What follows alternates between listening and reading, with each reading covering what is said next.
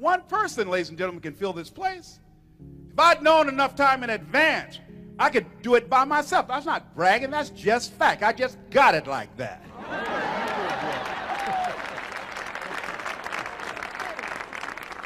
As young people say, you want to make something happen, you got to be about it. When you're about it, they're talking about you got to be serious. If you're about that, if you're about it, you're talking about real serious. You're talking about going down deep. That no excuse is acceptable, that whatever you have to do, that one person will bring 200 or 300 when you're about it, when you got it like that.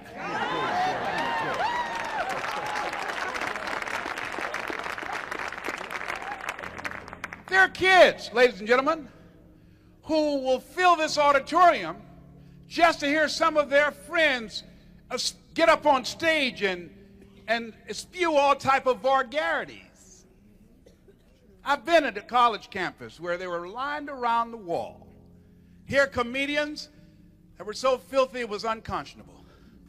I listened to them and all the vulgarity and profanity, and I said, my God, what has happened to our values, to our children? But you know what I admire about them?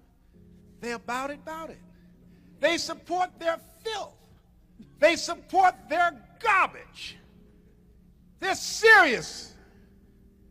But when we come into a place like this, it says that we're seriously not serious.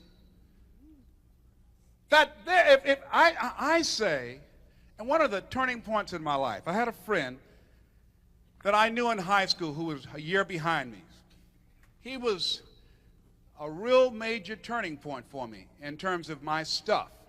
He was a drug dealer when he got out of high school. I was at Miami Northwestern High School doing some volunteer work with some children in special education. And one of his drug runners was in my class.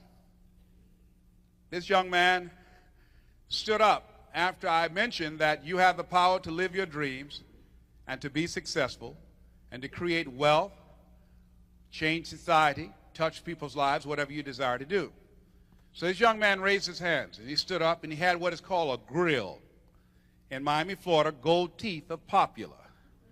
He showed his grill. All of his top teeth were gold. And he said, Mr. Brown. He showed me his grill.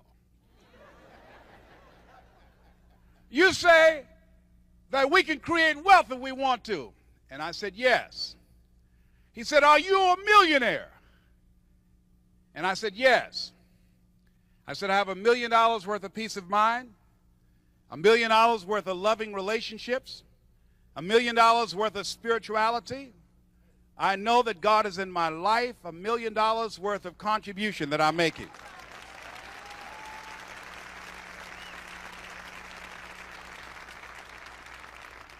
And many of the students who knew where he was going applauded and smiled just like you did, approvingly. And then when the applause died down, he said, but do you have $1 million in the bank? And I just looked for a minute. And I cleared my throat. No, I don't. And then he sat down. He said, thank you very much. Because everybody knew that the guy that he worked for, that I knew, that we went to school together, he had $1 million. Now, say, no big deal. Well, we live in a world of weights and measures. And this guy that I knew was able to get young boys like this guy because of picnics that he sponsored, because of things that he was able to invest in, because of things that his money allowed him to do. I could not do those things. When I went out to the parking lot to get into my station wagon, this guy drove by in a brand new car and looked at me and said, and I wanted to say, this is my cousin's station wagon. He's got my Mercedes.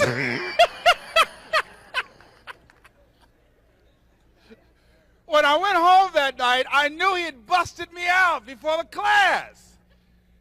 I'd lost some credibility. And I couldn't sleep that night. I said, now, if Everett could sell drugs with the knowledge that policemen might kick down his door every day, with the knowledge that some of the people that he's dealing with might kill him for the drug money, and he's making over $3 million a month, has a drug team. If he could do that with an illegal substance that's destroying life in the community, but the difference between us is his passion for what he does. He has a marketing plan. He's enrolled people in the process to put their lives on the line to destroy the life. And if he could do that, what can I do? What are the possibilities for me if I become serious? If I'm about it of selling a positive message, not selling drugs, not selling crack, not selling cocaine. What are the possibilities? Not worrying about the policeman kicking my door down, not worrying about a drug exchange going bad and losing my life. What are the possibilities if I get serious and committed and take this stand with my life and say, this is what I'm going to do? What if I can sell more people tapes and a positive message and on themselves and on their dreams and on their potential than he's selling drugs? I can reduce his market.